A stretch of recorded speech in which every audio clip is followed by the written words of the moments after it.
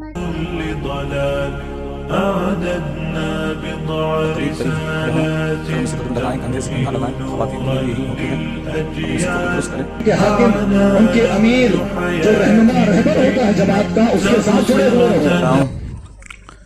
نحمده ونستعينه ونستغفره ونعوذ بالله من شرور أنفسنا ومن سيئات أعمالنا من يهده الله فلا مضل له ومن يضلل فلا هادي له وأشهد أن لا إله إلا الله وحده لا شريك له وأشهد أن محمدا عبده ورسوله أرسله بالحق بشيرا ونذيرا أما بعد فإن خير الحديث كتاب الله وخير الهدي هدي محمد صلى الله عليه وسلم وشر الأمور محدثاتها وكل محدثة بدعة وكل بدعة ضلالة وكل ضلالة في النار فأعوذ بالله السميع العليم من الشيطان الرجيم يا أيها الذين آمنوا اتقوا الله حق تقاته ولا تموتن إلا وأنتم مسلمون يا أيها الناس اتقوا ربكم الذي خلقكم من نفس واحدة وخلق منها زوجها وبث منهما رجالا كثيرا ونساء واتقوا الله الذي تساءلون به والأرحام إن الله كان عليكم رقيبا يا أيها الذين آمنوا اتقوا الله وقولوا قولا سديدا يصلح لكم أعمالكم ويغفر لكم ذنوبكم ومن يطع الله ورسوله فقد فاز فوزا عظيما أما بعد قال الله تبارك وتعالى في محكم تنزيله يا أيها الذين آمنوا أطيعوا الله وأطيعوا الرسول ولا تبطلوا أعمالكم. حاضرین عیدگاہ، بزرگوں، عزیزوں، دوستوں، قابل احترام عزت و عفت میں پردنشین خواتین اسلام، سب سے پہلے ہر طرح کی کبریائی و بڑائی، تسبیحات و تکبیرات، ہر قسم کی بزرگی و برتری، تعریف و توصیف اللہ وحدہ لا شریک کے لیے ہے کہ جس کے علاوہ اس پوری کائنات میں کوئی معبود برحق نہیں، اور جس اکیلے اللہ نے اس پوری کائنات کو بغیر کسی مثال و نمونے اور مدد کے پہلی مرتبہ پیدا فرمایا. الحمدللہ فاطر السماوات والارض وسبحان اللہ وبحمدہ سبحان اللہ العظیم. اور درود و سلام ہوں تمام انبیاء کرام علیہم الصلاۃ والتسلیم پر، اور خصوصاً میرے اور آپ کے نبی امام الانبیاء، امام کائنات، سرتاج رسول، سید الاولین والآخرین جناب محمد رسول اللہ صلی اللہ علیہ وسلم پر. اللہم صلی علی محمد وعلی آل محمد کما صلیت علی ابراہیم وعلی آل ابراہیم انک حمید مجید. اللہم بارک علی محمد وعلی آل محمد کما بارکت علی ابراہیم وعلی آل ابراہیم انک حمید مجید. آمین. معزز سامعین و سامعات، مختصر حمد و صلات کے بعد آج میں جو باتیں بیان کرنے جا رہا ہوں، جو میرے ہم عمر ہیں یا مجھ سے بڑے ہیں ان کے لیے مشورہ ہے، اور جو مجھ سے چھوٹے ہیں ان کے لیے نصیحت ہے. احادیث کی روشنی میں انشاءاللہ میں آپ کے سامنے بات رکھوں گا. اس سے پہلے میں یہ گزارش کر دینا چاہتا ہوں، عید کی نماز میں سب سے اہم چیز ہے عید کا خطبہ، کیونکہ اللہ کے نبی صلی اللہ علیہ وسلم نے خواتین کو عیدگاہ کی طرف بلایا، یہاں تک کہ یہ بھی کہا کہ اگر خواتین اپنی مخصوص مسائل میں ہیں اس کے باوجود بھی وہ عیدگاہ کو آئیں اور نماز کے حصے سے الگ تھلگ ہو کر کے بیٹھیں. اس کا مطلب یہ ہے کہ یہ بہت زیادہ ضروری ہے. لہٰذا آپ حضرات سے گزارش ہے کہ عیدگاہ کے اندر آ کر کے بیٹھ جائیں اور تھوڑی دیر صبر کر لیں، عیدگاہ میں آ کر کے بیٹھیں. اور عید کا خطبہ ضروری ہے جس طرح سے عید کی نماز ضروری ہے. ایک عام حدیث جو ہم اور آپ کے لیے بہت زیادہ ضروری ہے، کیونکہ ہم اپنے آپ کو سلفی کہتے ہیں، اہل الحدیث کہتے ہیں، کتاب و سنت کا ماننے والا کہتے ہیں، تو کچھ باتوں کا ہمارے لیے جاننا بہت زیادہ ضروری ہو جاتا ہے. صحیح بخاری کی حدیث ہے، حدیث کا نمبر 3606 ہے، اور اس کے راوی سیدنا حذیفہ ابن الیمان رضی اللہ عنہ ہیں.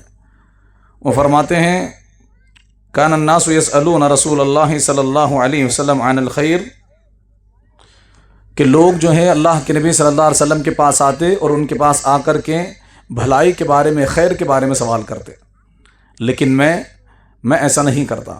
فرماتے ہیں وَكُنْتُ أَسْأَلُهُ عَنِ الشَّرِّ مَخَافَةَ أَن يُدْرِكَنِي، میں اللہ کے نبی صلی اللہ علیہ وسلم سے برائی کے بارے میں پوچھتا تھا اس ڈر سے کہ کہیں اس برائی میں پھنس نہ جاؤں. دیکھیں صحابی کا ماشاءاللہ کتنا اچھا ان کا سوچنے کا انداز ہے. اللہ کے نبی صلی اللہ علیہ وسلم سے برائی اس لیے پوچھ رہے ہیں تاکہ وہ برائی میں خود نہ پھنس جائیں.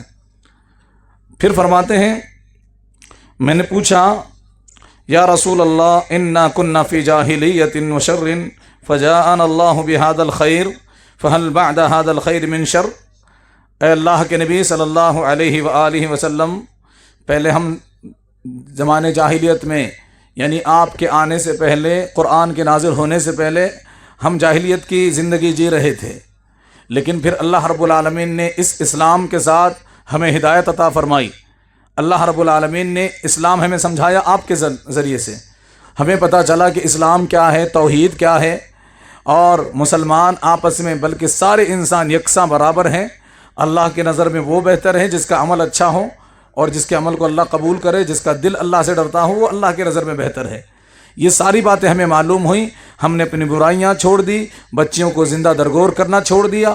جب سے آپ ہمیں اسلام کی تعلیمات دیتے ہیں، اللہ رب العالمین نے ہمیں ہدایت دے دی۔ لیکن اللہ کے نبی صلی اللہ علیہ وسلم، اب تو آپ ہمارے درمیان ہیں اور ہمارے پاس خیر ہی خیر ہے، لیکن کیا کوئی ایسا زمانہ بھی آئے گا کہ یہ خیر ہٹ جائے گا اور شر آئے گا، خیر ختم ہو جائے گا اور اس کے بعد شر آنے والا ہو؟ کیا ایسا بھی ہوگا؟ تو اللہ کے نبی صلی اللہ علیہ وسلم نے فرمایا نعم، ہاں ایسا بھی ہوگا۔ یہ اچھائی بھلائی کا زمانہ ہے، اس کے بعد جو زمانہ آئے گا اس میں شر ہوگا، برائی ہوگی۔ اور پھر صحابی نے کہا کہ وَهَلْ بَعْدَ ذَلِكَ الشَّرِّ مِنْ خَيْرٍ، وہ جو آپ برائی کے دور کی بات کر رہے ہیں، کیا اس کے بعد پھر سے بھلائی کا دور آئے گا؟ تو اللہ کے نبی صلی اللہ علیہ وسلم نے فرمایا ہاں پھر سے بھلائی کا دور آئے گا، لیکن اللہ کے نبی صلی اللہ علیہ وسلم فرماتے ہیں وَفِيهِ دَخَنٌ، اس بھلائی کے دور میں، اس دور کے اس خیر کے اوپر دھواں ہوگا، یعنی خیر ہوگا لیکن لوگوں کو پتہ نہیں چلے گا۔ اور یہ دھواں کیا ہے؟ صحابہ نے پوچھا اللہ کے نبی صلی اللہ علیہ وسلم یہ کیسا دھواں ہوگا کہ لوگوں کو بھلائی کا اندازہ نہیں ہوگا، بھلائی کے بارے میں پتہ نہیں چلے گا؟ تو اللہ کے نبی صلی اللہ علیہ وسلم نے فرمایا کہ قوم یہدون بغیر ہدی، ایک اور روایت میں ہے کہ قوم یستن بغیر سنتی وقوم یہدون بغیر ہدی۔ اللہ کے نبی صلی اللہ علیہ وسلم نے فرمایا کہ کچھ لوگ، قومیں ایسی آئیں گی، ایسے لوگ آئیں گے جو میرا طریقہ چھوڑ کر کے کسی اور طریقے کو پسند کریں گے، جو میری رسالت چھوڑ کر کے، میری سیرت چھوڑ کر کے کسی اور کی سیرت سے رہنمائی لیں گے، کسی اور کی طرف اپنا نام منسوب کریں گے اور کسی اور سے ہی دین حاصل کرنے کی کوشش کریں گے، میرا طریقہ چھوڑ دیں گے۔ اللہ اکبر۔ یہ بات اللہ کے نبی صلی اللہ علیہ وسلم نے 1500 سال پہلے کہی تھی، اور آج ہمارے مسلمان دیکھیے اپنے اپنے بزرگوں کے نام جپتے ہیں۔ شرم کی بات تو یہ ہے، بڑی ہی افسوس اور تعجب کی بات ہے کہ کسی بھی عالم سے، کسی بھی بڑے سے اگر یہ سوال پوچھ لیا جائے، کسی بھی دین کا کوئی مسئلہ پوچھ لیا جائے، تو وہ یوں نہیں کہتا کہ اسلام میں ایسا ہے، حدیث میں ایسا ہے، بلکہ کہتا ہے کہ ہمارے مسلک میں ایسا ہے۔ یہ کتنی شرم کی بات ہے۔ اللہ کے نبی صلی اللہ علیہ وسلم نے یہی تو بات کہی ہے کہ میرا طریقہ چھوڑ کر کے، میری سیرت چھوڑ کر کے کسی اور کی سیرت پسند آئے گی انہیں، کسی اور کی سیرت کو وہ رہنمائی کے طور پر لیں گے، اور وہی ہو رہا ہے۔ جب ہم بات کرتے ہیں، کسی دینی مسئلہ پوچھتے ہیں، تو بات یہ ہونی چاہیے کہ اللہ کے نبی یوں فرماتے ہیں، نبی کریم صلی اللہ علیہ وسلم کا عمل ایسا ہے، نہ کہ یہ کہیں کہ فلاں امام کا، فلاں بزرگ کا، فلاں بڑے کا یہ عمل ہے، ہم اس مسلک کے ماننے والے ہیں، اس فرقے کے ماننے والے ہیں، لہٰذا ہمارے حساب سے یہ صحیح ہے اور وہ غلط ہے۔ یہ کون سا حساب ہے؟ یہ کون بزرگ ہیں؟ یہ کون سے بڑے ہیں جن کا نام اللہ کے نبی صلی اللہ علیہ وسلم سے پہلے لیا جا رہا ہے؟ ذرا غور کرنے کی بات ہے۔ کیا یہ وہی فتنہ نہیں ہے جس کے بارے میں اللہ کے نبی صلی اللہ علیہ وسلم نے ہمیں چوکنا کیا؟ پھر اللہ کے نبی صلی اللہ علیہ وسلم نے جب یہ بات بیان فرمائی تو پھر صحابی نے پوچھا، اللہ کے نبی صلی اللہ علیہ وسلم فرمایا کہ میری سیرت چھوڑ کر کے کسی اور کی سیرت کو پسند کریں گے، اپنے آپ کے نام بدلیں گے، اور ان میں کچھ اچھے کام کرنے والے ہوں گے، برے کام کرنے والے بھی ہوں گے۔ یہ بھی بہت اہم بات ہے، کہیں کوئی اس بات کو اس طرح سے نہ لے کہ یہ غیر مسلموں کے بارے میں ہے، ہرگز نہیں، یہ مسلمانوں ہی کے بارے میں ہے۔ مسلمانوں میں کچھ اچھے کام کریں گے، کچھ برے کام کریں گے، لیکن میرا طریقہ چھوڑ دیں گے، پہچانے جائیں گے۔ پھر فرماتے ہیں صحابی رسول، میں نے کہا اللہ کے نبی صلی اللہ علیہ وسلم پھر اس خیر کے بعد جس کے اوپر دھواں ہوگا، جو خیر پتہ نہیں چلے گا، کیوں نہیں پتہ چلے گا؟ اس کی وجہ بتائی۔ اس خیر کے بعد پھر کوئی اچھا، پھر اس شر کا زمانہ، کوئی برا دور آئے گا کیا؟ تو اللہ کے نبی صلی اللہ علیہ وسلم نے فرمایا ہاں، اس خیر کے بعد پھر سے دوبارہ برائی کا دور آئے گا۔ اور وہ کیسے آئے گا؟ اللہ کے نبی صلی اللہ علیہ وسلم فرماتے ہیں کہ اس میں کچھ ایسے دعات ہوں گے، کچھ ایسے علماء ہوں گے، کچھ ایسے دین کی طرف بلانے والے لوگ ہوں گے جو جہنم کے دروازے پر کھڑے ہوں گے، دعات الی ابواب جہنم من اجابہم الیہا قذفوہ فیہا، اللہ کے نبی صلی اللہ علیہ وسلم فرماتے ہیں کہ جہنم کے دروازے پر کھڑے ہوں گے اور لوگوں کو بلائیں گے، جو ان کے قریب آئے گا اس کو اٹھا کر کے وہ جہنم میں ڈال دیں گے۔ اللہ اکبر۔ دعات، علماء، کوئی ایرا غیرہ نہیں، کوئی غیر مسلم آ کر کے مسلمانوں کو جہنم نہیں لے جائے گا۔ اللہ کے نبی صلی اللہ علیہ وسلم فرماتے ہیں کہ کچھ لوگ مسلمانوں میں ایسے ہوں گے جو دین کے نام پر بدعات، خرافات، شرک اور واہیات باتوں کی طرف لوگوں کو بلائیں گے، لوگ عمل کریں گے، اور جب وہ جہنم کے کنارے آ جائیں گے، ان کی بات سن کر کے ان کے قریب آئیں گے تو وہ ان کو جہنم میں ڈال دیں گے۔ اللہ اکبر۔ ایسے دعات ہمارے پاس موجود ہیں، ایسے علماء سو ہمارے پاس موجود ہیں۔ ہم اور آپ نے یہ بیڑا اٹھایا ہے کہ ہم دنیا سے، اللہ کی زمین سے شرک کو ختم کریں گے، بدعتوں کو ختم کریں گے، توحید کا بول بالا ہوگا، توحید کو عام کریں گے، اللہ کا کلمہ بلند ہوگا اور بدعتیں، خرافات ہٹ جائیں گی اور سنتیں آئیں گی۔ پھر اللہ کے نبی صلی اللہ علیہ وسلم نے فرمایا کہ صحابی فرماتے ہیں کہ اللہ کے نبی صلی اللہ علیہ وسلم وہ کون لوگ ہوں گے، ذرا ہمیں بھی بتا دیجئے، صفہم لنا، ہمیں بتا دیجئے اللہ کے نبی صلی اللہ علیہ وسلم کہ وہ کون ہیں۔ اللہ کے نبی صلی اللہ علیہ وسلم فرمایا کہ ان کو ڈھونڈنے کی ضرورت نہیں پڑے گی، یہ کوئی نئے لوگ نہیں ہوں گے، کسی دوسرے زمین پر نہیں رہتے ہوں گے، بلکہ کہا ہم من جلدتنا، وہ ہماری ہی جلد سے ہوں گے، ہمارے ہی جسم کی طرح ان کے جسم ہوں گے، بلکہ فرمایا وَيَتَكَلَّمُونَ بِأَلْسِنَتِنَا، وہ ہماری ہی زبان باتیں کریں گے۔ اللہ اکبر۔ وہ کوئی الگ سے نہیں ہوں گے۔ جہنم کی طرف بلانے والے کون ہوں گے؟ ہماری ہی طرح کے ہوں گے، ہماری ہی طرح مسلمان مانے جائیں گے، پہچانے جائیں گے۔ پھر فرمایا اللہ کے نبی صلی اللہ علیہ وسلم نے کہ وہ لوگ اس طرح کے ہوں گے کہ ہماری زبان بات کریں گے۔ تو صحابہ نے پوچھا اللہ کے نبی صلی اللہ علیہ وسلم اگر میں ایسا دور پالوں، اگر یہ دور میں پالوں تو میں کیا کروں، آپ مجھے کیا حکم دیتے ہیں؟ اللہ کے نبی صلی اللہ علیہ وسلم نے فرمایا کہ اگر تم ایسا دور پالو تلزم الجماع، تم جماعت کو لازم پکڑو، جماعت کے ساتھ رہو، جماعت سے جڑے ہوئے رہو۔ اور فرماتے ہیں اللہ کے نبی صلی اللہ علیہ وسلم اور ان کے امام، ان کے حاکم، ان کے امیر، جو رہنما، رہبر ہوتا ہے جماعت کا، اس کے ساتھ جڑے ہوئے رہو۔ اسلامی حکومت میں تو حکمران ہوتا ہے، اور ہمارے یہاں جماعت کا، قوم کا ایک نمائندہ ہوتا ہے جو قرآن حدیث کے مطابق لے کر کے چلنے کی کوشش کرتا ہے۔ اللہ کے نبی صلی اللہ علیہ وسلم فرمایا کہ جماعت سے جڑے رہو اور امام سے جڑے رہو۔ اور پھر اللہ کے نبی صلی اللہ علیہ وسلم نے جب یہ بات بیان فرمائی، صحابی نے پوچھا اے اللہ کے نبی صلی اللہ علیہ وسلم آپ مجھے بتائیے کہ اگر مسلمانوں کی کوئی حق پرست جماعت ہی نہ ہو، سارے کے سارے بدعتوں میں پڑے ہوئے ہوں، خرافات میں لگے ہوئے ہوں، ان کی کوئی ایک ایسی جماعت نہ ہو جو قرآن حدیث کی بات کرے، جو صحابہ کے منہج اور مسلک کی بات کرے، جو ہر بات میں یہ کہے کہ اللہ اور اس کے رسول کیا کہتے ہیں، قرآن و حدیث سے دلیل لاؤ، اگر ایسے لوگ نہ ہوں تو پھر میں کیا کروں؟ اللہ کے نبی صلی اللہ علیہ وسلم نے فرمایا ایسے صورت میں کہ جہاں مسلمانوں کی حق والی جماعت نہ ہو، حق والی جماعت نہ ہو جو قرآن حدیث کے مطابق ہو، تو پھر ایسی صورت میں تم کیا کرو؟ اعتزل تلک الفرق کلھا، تم ایسے تمام فرقوں کو یکسر چھوڑ دو، ان کو چھوڑ دو اور چھوڑ کر کے جاؤ کسی جنگل میں چلے جاؤ، اور وہاں کسی زہریلی یا اسی طرح سے کوئی کڑوی یا کوئی عام درخت کی جڑ چبا کر کے تمہیں زندگی گزارنی پڑے، وہاں گزار لینا، لیکن ان بدعتی، خرافاتی، ان فرقوں اور ان گروہوں کے ساتھ شامل نہ ہونا۔ اللہ اکبر۔ یہ باتیں بولنے کو سخت لگتی ہیں، کڑوی لگتی ہیں، لیکن یہ حدیث ہے اللہ کے نبی صلی اللہ علیہ وسلم۔ اور ہمارے پاس بعض لوگ یہ بھی سمجھتے ہیں کہ عید کے موقع پر اخلاقیات بولنا چاہیے۔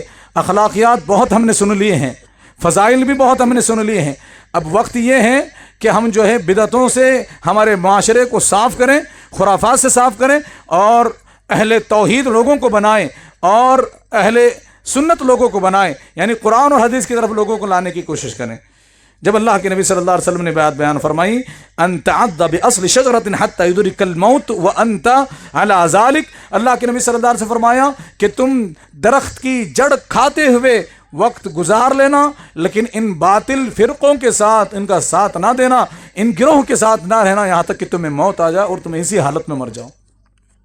ایک اور حدیث سنیے، اللہ کے نبی صلی اللہ علیہ وسلم نے فرمایا، بخاری شریف کی حدیث ہے، عبداللہ بن عباس رضی اللہ عنہما راوی حدیث ہے، حدیث کا نمبر 7054 ہے، 7054 میں یہ حدیث موجود ہے۔ اللہ کے نبی صلی اللہ علیہ وسلم نے فرمایا من رآ من امیرہ شیئا یکرہہ فلیصبر علیہ فإن من فارق الجماعہ شبرا فمات الا مات میتۃ جاہلیہ۔ اللہ کے نبی صلی اللہ علیہ وسلم نے فرمایا کہ جب تم دیکھو کہ مسلمانوں کا امیر، مسلمانوں کا بڑا اور جماعت و جمعیت کا ذمہ دار اگر اس کے اندر برائی ہو، اس برائی کی اصلاح کرو، اس کو سمجھاؤ، اور یا پھر صبر کرو. صبر کا کیا مطلب ہے؟ اس کا یہ مطلب نہیں کہ منہ بند کر کے چپ ہو جایا جائے، اس کو سمجھایا جائے، اس کی اصلاح کی جائے، اس کو ٹوکا اور روکا جائے. یہی تو انکار منکر ہے، یہی تو ہماری پہچان ہے کہ ہم غلط کو غلط کہتے ہیں، حق کو حق کہتے ہیں. یہ ہم بتائیں، اس کے باوجود وہ نہیں مانتا. لیکن کسی بھی صورت میں ہم صبر کریں، اللہ سے دعا کریں، اس کو بھی سمجھاتے رہیں. اللہ کے نبی صلی اللہ علیہ وسلم نے فرمایا کہ جماعت سے الگ ہونے کی اجازت نہیں ہے، جماعت سے الگ نہیں ہوا جا سکتا. فرماتے ہیں من فارق الجماعہ شبرا، جو ایک بالش بھی جماعت سے دور ہو جاتا ہے پھر وہ اگر اسی حالت میں مرتا ہے تو وہ جاہلیت کی موت پر مرتا ہے. اللہ اکبر، جاہلیت کی موت، اسلام کی موت نہیں. آپ اندازہ لگائیں کتنا سخت جملہ ہے اللہ کے نبی صلی اللہ علیہ وسلم. اور ہم اور آپ چھوٹی چھوٹی باتوں پر جو ہے جماعت چھوڑ دیتے ہیں، مسجد چھوڑ دیتے ہیں، جماعت سے الگ تھلگ ہو جاتے ہیں.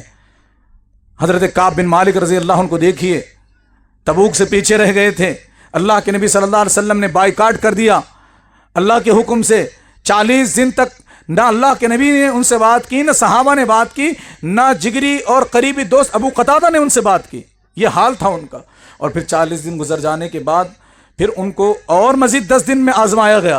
50 دن ایسے گزرے ہیں، آخری کے 10 دن کہ وہ اپنی بیوی سے بھی بات نہیں کر سکتے تھے. اللہ اکبر، کیسی آزمائش تھی ہوگی. سوچئے اگر ہمارا باپ یا ہمارا جگری قریبی دوست ہم سے بات نہ کرے ایک دن کے لیے تو ہمارے لیے زمین جو ہے تنگ ہو جاتی ہے. صحابی کے لیے اللہ کے نبی صلی اللہ علیہ وسلم کیا ہیں یہ بتانے کی ضرورت نہیں ہے. صحابی اللہ کے نبی صلی اللہ علیہ وسلم کو سلام کرتے ہیں اور اللہ کے نبی صلی اللہ علیہ وسلم اپنا منہ دوسری طرف پھیر لیتے ہیں. اللہ اکبر، اس طرح کا حال ان کے ساتھ 50 دن گزرا.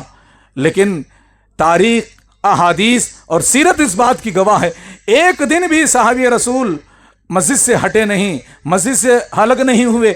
ان 50 کے 50 دنوں میں جماعت مسجد میں آ کر ہی نماز پڑھی. ہمارے پاس یہ ہے کہ جماعت کے ذمہ دار نے، صدر نے، متولی نے، امیر نے کچھ کہہ دیا، ہم نے برسہ برس تک مسجد چھوڑ دی. یہ کیسی حماقتیں ہیں ہماری. ہم جو ہے چھوٹی موٹی باتوں پر جو ہے جماعت چھوڑ دیتے ہیں. یہ جماعت، یہ سلفیت ہے، اس کے لیے مرنا کٹنا جینا سیکھیے، یہی اصل ہے. لیکن چھوٹی چھوٹی باتوں سے جماعت سے الگ تھلگ ہو جانا اور فتنہ اور فرقہ بنانا یقین مانیے حرام ہے.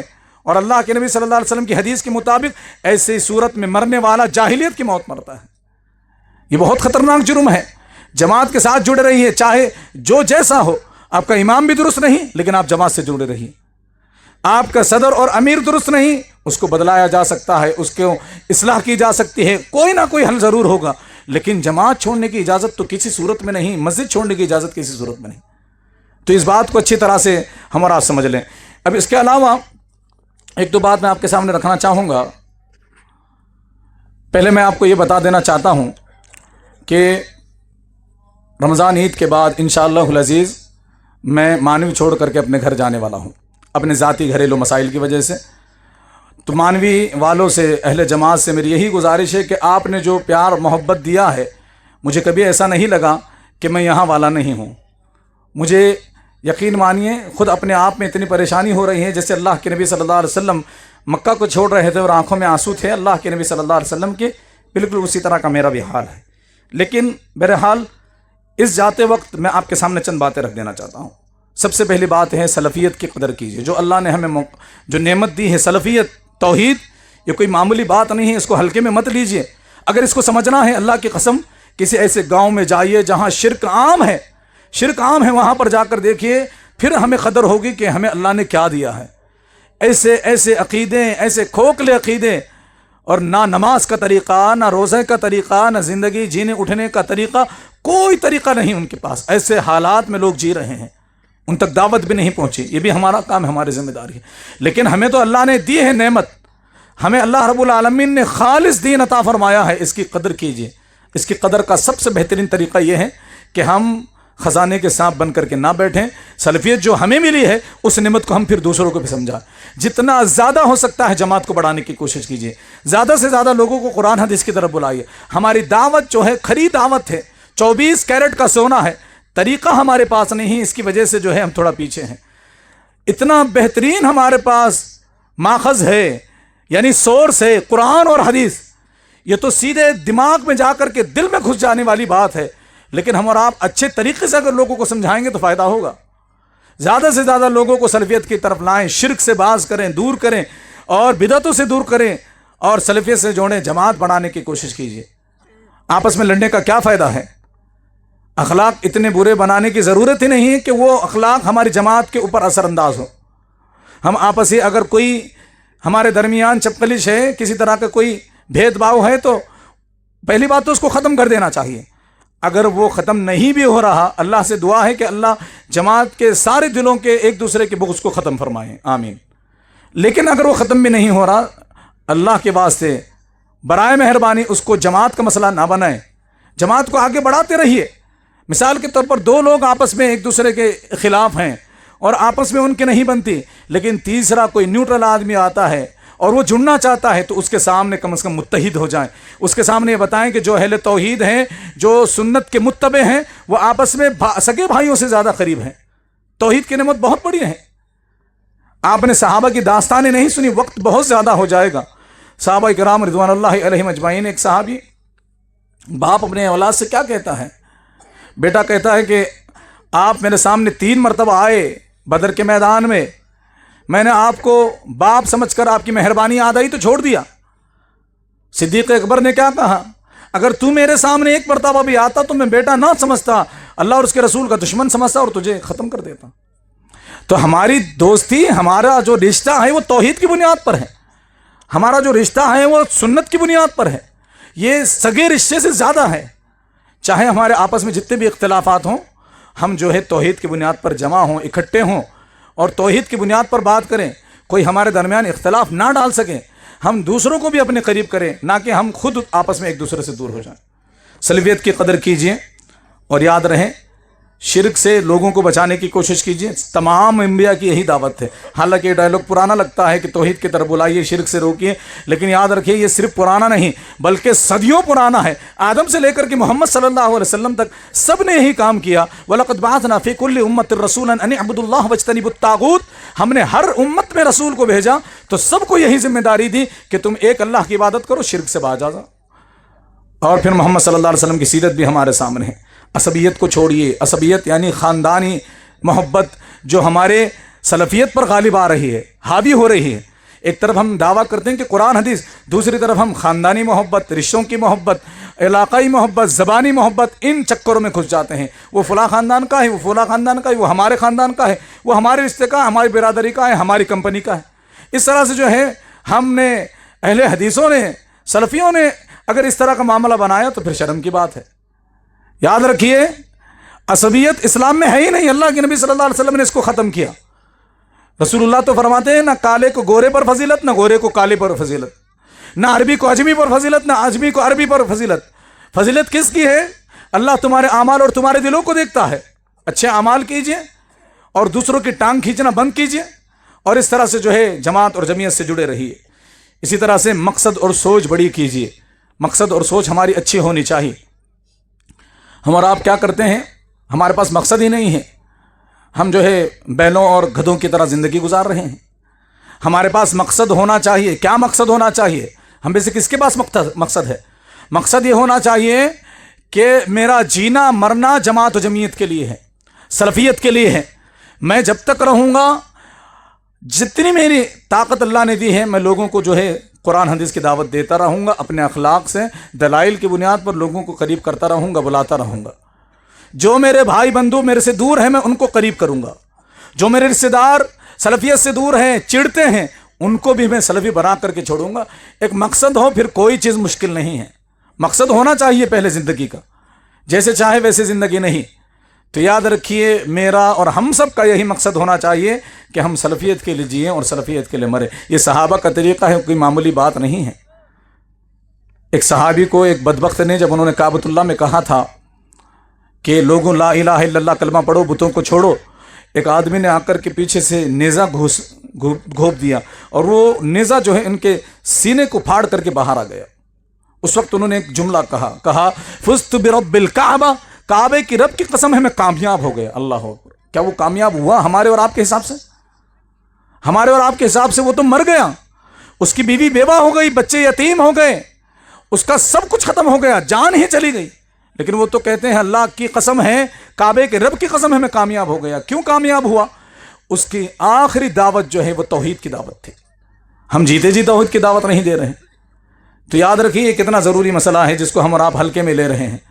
توحید کی طرف لوگوں کو بلائیے۔ نوجوانوں سے گزارش ہے کہ مضبوط ہو جائیے توحید کے معاملے میں، اتباع سنت کے معاملے میں مضبوط ہو جائیے، اپنا حلیہ بھی اہل توحید کی طرح بنائیے تاکہ لوگ آپ سے متاثر ہوں، آپ کے قریب آئیں۔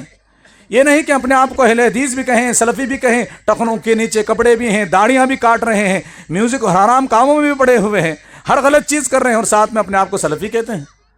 سلفی ساری انسانیت سے الگ ہوتا ہے، وہ انوکھا ہوتا ہے، وہ بہت پیارا ہوتا ہے، چلتا پھرتا وہ اخلاق کریمانہ کا پیکر ہوتا ہے۔ ہمارے اندر اخلاق ایسے ہوں، ہمارے بارے میں لوگ کہیں کہ فلاں آدمی اچھا ہے کیونکہ وہ فلاں جماعت کا ہے، سبحان اللہ، اس طرح سے ہمارے بات میں لیکن ہمارے پاس الٹا ہے۔ ہمارا تلازمہ یہ ہے کہ لوگ ہمارے بارے میں کہتے ہیں کہ ان کے اخلاق اچھے نہیں، معاف کیجیے گا یہ کڑوی حقیقت ہے۔ ہمارے بارے میں لوگ کہتے ہیں کہ ان کے اخلاق اچھے نہیں، گھمنڈ بہت ہے ان کے اندر۔ رسول اللہ صلی اللہ علیہ وسلم نے فرمایا تھا، اس کی وجہ دیکھی کیا ہے۔ اللہ کے نبی صلی اللہ علیہ وسلم نے فرمایا تھا کہ قیامت کے قریب امانت دار کو چور سمجھا جائے گا اور چور کو امانت دار سمجھا جائے گا، اور آئندہ کے زمانے میں ایک روای بیضا شخص آئے گا، اور حدیث کے الفاظ ہیں، یہ گالی نہیں ہے، حدیث کے الفاظ ہیں۔ اللہ کے نبی صلی اللہ علیہ وسلم سے پوچھا گیا، اللہ کے نبی صلی اللہ علیہ وسلم ومر روای بیضا، یہ روای بیضا کون ہے، کون سا شخص ہے یہ؟ اللہ کے نبی صلی اللہ علیہ وسلم نے فرمایا وہ کمینہ بدبخت شخص لوگوں کے ہر معاملات میں مداخلت کرتا ہے۔ ہماری جماعت میں کتنے ایسے ہیں؟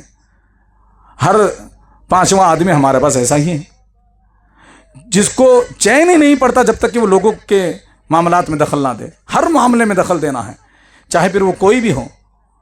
ہمارے اخلاق اتنے گر چکے ہیں، اللہ کے نبی صلی اللہ علیہ وسلم نے فرمایا تھا لوگوں کے معاملات میں دخل دینے والا اس سے باز رہو، اس سے دور رہو، قیامت کے قریب ایسے لوگ آئیں گے۔ تو لوگوں کے معاملات میں دخل دینے کی ضرورت نہیں ہے۔ یہ بات دیکھیں کہ کون قرآن حدیث سے ہٹ رہا ہے، پھر جائیے اس کے قریب جا کر کے اس کو سمجھائیے۔ لیکن اس نے یہ پہنا ہے، اس نے ایسا کہا، اس نے یہ کھایا، اس نے ایسا چلا، وہ ایسا ہے، وہ دکھتا ایسا ہے، بولتا ایسا ہے، اس کی ضرورت نہیں ہے، اس کی اجازت ہی نہیں ہے۔ ہم اپنی زندگی میں اپنے اعمال کریں۔ یہ چھوٹی چھوٹی اتنی واہیات فالتو کی باتیں ہیں جس کی وجہ سے ہم جماعت کے کام کرنے سے رک جا رہے ہیں، ان کو ختم کیجیے۔ اسی طرح سے ایک بات آخری میں آپ کے سامنے رکھنا چاہوں گا جو ضروری ہے، ہماری جماعت میں اس کی کمی نظر آئی ہے مجھے، اور وہ ہے علماء کی قدر کیجیے۔ علماء کی قدر ہی ہمارے پاس ختم ہے۔ دیکھیں علماء کرام نے، بڑی افسوس کی بات ہے، علماء نے مردوں کے احترام سے روکا، سلفی علماء نے، علماء حق نے مردوں کے احترام سے روکا کہ مردوں کے پاس جا کر کے قیام تعظیم نہ کرو، ادب سے با ادب ہاتھ باندھ کر کے نہ کھڑے ہونا اور ان کے پاس سجدہ بھی نہ کرنا۔ لوگوں نے زندہ عالموں کی قدر بھی چھوڑ دی۔ مردوں سے چھڑایا تھا ہم نے، لوگوں نے زندہ علماء کی قدر بھی چھوڑ دی۔ علماء کے پیچھے تو ایسے پڑے ہوئے ہیں، اللہ اکبر، عالم اپنا کام کرے، محنت کرے، یا پھر جو ہے لوگوں کو جواب دیتا پھرے کہ آپ میرے بارے میں یوں کیوں کہتے ہیں، میں نے آپ کے بارے میں کچھ نہیں کہا۔ عالم اپنی جگہ خاموش ہوتا ہے لیکن لوگ خاموش نہیں رہتے۔ تو علماء کی قدر کیجئے۔ میں ایک بہت ہی اہم بات بتانے جا رہا ہوں، شاید ہم نے پہلی مرتبہ یہ بات سنی ہو۔ اکرمہ رضی اللہ عنہ فرماتے ہیں، کتنی بڑی بات ہے، دیکھیں، ایاکم ان تؤذوا احد من العلماء فان من آذى عالما فقد آذى رسول اللہ صلی اللہ اکبر۔ فرماتے ہیں علماء کو تکلیف دینے سے، علماء کو پریشان کرنے سے باز آ جاؤ، پرہیز کرو، کیونکہ یاد رکھو جو عالم کو پریشان کرتا ہے، عالم کو تکلیف دیتا ہے، وہ اصل میں اللہ کے نبی صلی اللہ علیہ وسلم کو تکلیف دیتا ہے۔ اللہ صحابی نے فرمایا ہے، کتنی بڑی بات ہے، سوچیں، کیونکہ علماء جو کام لے کر کے نکلے ہیں وہ نبی کا ہی کام ہے، خصوصاً علماء حق ہر بات پر کہتے ہیں کہ اللہ کے نبی نے کہا، حدیث میں آتا ہے یہ طریقہ غلط ہے آپ اس کو مت کیجئے، یہ طریقہ صحیح ہے اس کو کیجئے۔ علماء جو ہے بچے کے نام رکھنے سے لے کر کے انسان کے کفن دفن تک ہر معاملے میں اصلاح کرتے ہیں، سمجھاتے ہیں، پھر بھی لوگ سب سے زیادہ علماء کے پیچھے پڑے رہتے ہیں۔ اتنا لوگوں نے علماء کو تنگ کر دیا ہے کہ علماء جو ہے اب نہ خطابت کرنا چاہتے ہیں نہ امامت کرنا چاہتے ہیں۔ میں میری بات نہیں بتا رہا، میں نے شروع میں کہہ دیا کہ میں اپنی ذاتی گھریلو مسائل کی وجہ سے جا رہا ہوں، لیکن حالات ایسے ہی ہیں۔ میں انگلیوں پر گن کر کے ان ناموں کو جانتا ہوں، میرے اپنے دوست احباب ہیں جو مسجد کے مصلیوں سے، ذمہ داروں سے پریشان ہو کر کے ہمیشہ کے لیے خطابت اور امامت چھوڑ دی۔ ان کا بھی طریقہ غلط ہے، لیکن آخر ایک انسان صبر کرے تو کتنا کرے۔ یاد رہے علماء کو تکلیف پہنچانا جائز نہیں ہے۔ شعبی رحمۃ اللہ علیہ فرماتے ہیں کہ ایک مرتبہ زید بن ثابت رضی اللہ عنہ، آپ یہ سمجھتے ہوں گے کہ مولانا جو ہے اپنے ہی بارے میں بتا رہے ہیں، اگر علماء ہی علماء کے بارے میں نہیں بتائیں گے تو کون بتائے گا؟ علماء ہی علماء کے بارے میں بتائیں گے۔ حضرت علی رضی اللہ عنہ فرمایا کرتے تھے کہ ایک عالم ہی عالم کی قدر کر سکتا ہے، کیونکہ وہ پہلے جاہل تھا بعد میں عالم بنا۔ ایک جاہل عالم کی قدر نہیں کر سکتا، کیونکہ وہ پہلے عالم نہیں تھا تو اس کو معلوم نہیں ہے۔ تو ہمیں جاہل بننا ہی نہیں ہے، ہم تو سلفی ہیں۔ سلفی کا بچہ 7 سال کا بچہ بھی بات کرتا ہے تو کہتا ہے کہ قرآن حدیث دلیل لاؤ۔ ہم تو ماشاء اللہ العزیز بچپن سے ہی ہم علم کے جاننے والے ہیں، مسائل کے جاننے والے ہیں۔ ہمیں تو یہ بالکل بھی زیب نہیں دیتا کہ ہم عالموں کی ٹانگ کھینچیں، ان کے پیچھے پڑ جائیں۔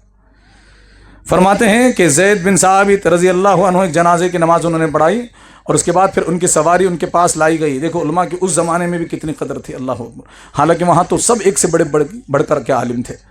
زید بن ثابت رضی اللہ عنہ، یہاں تو ہزاروں میں ایک عالم ہو تو اس کے بھی پیچھے لوگ پڑے رہتے ہیں، وہاں تو علماء ہی علماء تھے، پھر بھی ایک دوسرے کی قدر کتنی تھی۔ زید بن ثابت رضی اللہ عنہ ان نماز پڑھائی، ان کے پاس جو ہے ان کے خچر کو قریب کر دیا گیا تاکہ وہ سوار ہو جائے۔ جیسے ہمارے ہاں کہتے ہیں کہ عالم مسجد سے باہر نکلنا ہی ہے کہ اس کے لیے گاڑی لگا دی گئی۔ پھر صحابی رسول زید بن ثابت رضی اللہ عنہ جو ہے جب سوار ہوتے ہیں تو حضرت عبداللہ بن عباس رضی اللہ عنہما آگے بڑھ کر کے اس جانور کی لگام پکڑ لیتے ہیں، اس کی مہار پکڑ لیتے ہیں۔ تو صحابی حضرت زید بن ثابت رضی اللہ عنہ فرماتے ہیں کہ آپ اللہ کے نبی صلی اللہ علیہ وسلم کے چچا کے بیٹے ہیں، آپ نبی صلی اللہ علیہ وسلم کے چچا کے بیٹے ہیں، آپ کی یہ شان نہیں، آپ میرے جانور کی لگام پکڑیں گے، آپ چھوڑ دیجئے براہ مہربانی، آپ کا مقام تو بہت بڑا ہے، آپ اہل بیت میں سے ہیں۔ تو انہوں نے کہا، عبداللہ بن عباس رضی اللہ عنہما نے، اگرچہ کہ میں اہل بیت ہوں، میں نبی کے خاندان کا ہوں، میری فضیلت ہے، لیکن ہمیں اللہ کے نبی نے ہی یہ حکم دیا ہے کہ ہم اپنے علماء کی عزت کریں، علماء کا احترام کریں۔ اللہ اکبر۔ اسی طرح سے ابو زرع فرماتے ہیں، الرازی رحمۃ اللہ علیہ خود اپنی جگہ بہت بڑے محدث ہیں، یہ کہتے ہیں کہ میں احمد بن حنبل رحمۃ اللہ علیہ کے پاس بیٹھا ہوا تھا۔ امام احمد بن حنبل، کون نہیں جانتا ان کو، 5 لاکھ زبانی حدیثوں کے حافظ، 30,000 پر مشتمل ان کی کتاب مسند احمد۔ فرماتے ہیں کہ میں ان کے پاس بیٹھا ہوا تھا، وہاں پر ایک عالم کا ذکر آیا، ان کا نام تھا ابراہیم بن تہمان۔ ایک ابراہیم نامی عالم کا ذکر آیا جو انہی کی طرح عالم تھے، احمد بن حنبل کی طرح۔ امام احمد بن حنبل رحمۃ اللہ علیہ ٹیک لگا کر بیٹھے ہوئے تھے۔ آپ اندازہ لگائیں، دنیا کی دوسری بڑی حدیث کی کتاب لکھنے والا محدث، اللہ اکبر، احمد بن حنبل رحمۃ اللہ علیہ ٹیک لگا کر کے بیٹھے ہوئے تھے۔ ان کے سامنے نام آیا ایک دوسرے عالم کا، اور انہوں نے ٹیک چھوڑ دیا اور کہا کہ یہ جائز نہیں ہے اور یہ درست نہیں، یہ علماء کی شان نہیں کہ ان کا نام آئے اور لوگ جو ہے ٹیک لگا کر کے بیٹھے رہیں۔ اللہ اکبر۔ اب اندازہ لگائیں ہم کیا کر رہے ہیں، عزتوں کو اچھال رہے ہیں، اتنا پریشان، ہر کوئی کچھ نہ کچھ ٹپڑی دیتے رہتا ہے علماء کو، کچھ نہ کچھ بتاتے رہتا ہے علماء کو۔ عجیب بات ہے، ہم نے علماء اہل حدیث نے، علماء سلف نے لوگوں کو جو ہے حق بات بتائی، ہر ایک مسئلے کی وضاحت کی کہ یہ حرام ہے، جائز ہے، ناجائز ہے، یہ فلاں ہے، ساری چیز واضح کر دی۔ انسان کے پیدا ہونے سے لے کر کے مر جانے کے بعد تک کے مسائل بتا دیے، تو لوگوں نے اپنے آپ کو ہی عالم سمجھ لیا۔ اور دوسری طرف عالم یہ ہے کہ جو چاہے من چاہے ضعیف من گھڑت کہانیاں بولی جاتی ہیں، اور لوگ جو ہے وہاں پر علماء کا اس قدر احترام کرتے ہیں کہ ان کے جوتے بھی سیدھے کرتے ہیں، اور پھر ان کے ہاتھوں کا بوسہ بھی لیتے ہیں، اور ان کے لیے اپنی جان بھی نچھاور کرتے ہیں۔ کچھ چیزیں غلو بھی کرتے ہیں، اس کی اجازت اسلام میں نہیں ہے، حد سے زیادہ کرنے کی بھی اجازت نہیں، لیکن جتنی وہ عزت کے لائق ہے اتنی تو عزت اس کو دی جائے، اس کی بات سنی جائے۔ ہمارے پاس حال یہ ہے کہ 10 لوگ بیٹھے ہوں اور ایک دینی مسئلہ چھڑ جائے، عالم سب سے آخر میں بات کرتا ہے، پہلے سب لوگ اپنا فتویٰ دے لیتے ہیں۔ ہمارے پاس یہ حال ہے۔ اور دوسری جگہوں کا حال یہ ہے کہ وہاں پر کسی بزرگ کا نام بھی پوچھ لیا جائے تو لوگ بھگا دیتے ہیں، کہتے ہیں کہ گستاخی ہے، چلو یہاں سے، علماء سے سوال نہیں کیا جا سکتا، کیا تم علماء سے زیادہ سمجھدار ہو؟ اور ہم نے جو ہے علماء کو جو کیا سمجھ لیا ہے، مالدار طبقہ یہ سمجھتا ہے کہ چونکہ علماء غریب غربا ہیں، ان کو جیسے چاہے ٹریٹ کرے، جیسے چاہے سلوک کریں۔ ذمہ دار لوگ سمجھتے ہیں علماء دیوانے ہیں، بے وقوف ہیں، کیونکہ صبر کرتے ہیں ہر بات پر صبر کرتے ہیں، یہ دیوانے بے وقوف ہیں، اور یہ مزدور ہیں، لیبر ہیں ہمارے ہاتھ کے نیچے، ہم جیسے چاہے سلوک کریں گے۔ یاد رکھیے اس کی اجازت نہیں ہے۔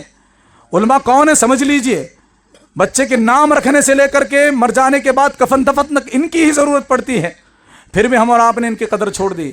میں نے بھی اور ہم نے بھی علماء کی قدر ویسے نہیں کی جیسے کرنی چاہیے تھی۔ تو یہ کچھ ضروری باتیں ہیں، آپسی اختلافات ختم کیجئے، محبت کو قائم رکھیے، جماعت و جمعیت کے خاطر آپ کوشش کرتے رہیے، انشاءاللہ جماعت بہت بڑھ جائے گی اگر ہم نے صحیح اخلاق سے لوگوں کو دین سمجھایا۔